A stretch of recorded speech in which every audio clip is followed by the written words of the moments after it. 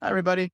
So today I want to talk about custom PCs and how you could really add this to your arsenal for your computer repair business. We've been in business since 2000, and for years, we've always looked to see how we could actually have an edge. For years, we did iPhone color conversions. We called it pimp in your iPhone or just straight up iPhone conversions and colors. We would take black and white iPhones at the time and essentially just color it up blue, red, yellow, green, whatever. And this was before iPhones and Apple were actually putting colors to their iPhones. In terms of custom PCs, there's different flavors of custom PCs behind me. You see this beautiful rainbow tubing and color infused custom PC.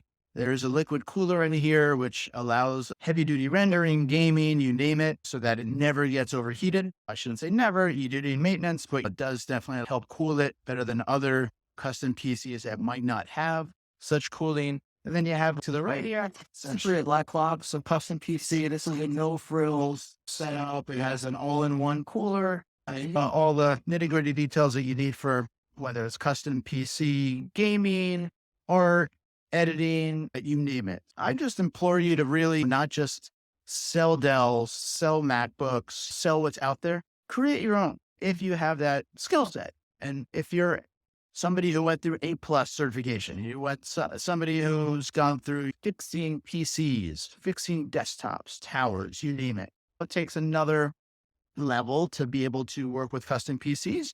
But in the end, not only is it going to be gratifying, but it's going to be something that you can actually have a creation, have a build, have something custom that you give to your customers. And it shows them that you're going that extra mile to create something that's theirs, that's singular, unique, something that's not just plain out of the box system. So it really can customize it for the customer and for you as a business, as a computer repair company or some type of service company within tech. You can actually go ahead and give something to customers and they'll feel good knowing that there's only one out there that's been created and it's been customized by you.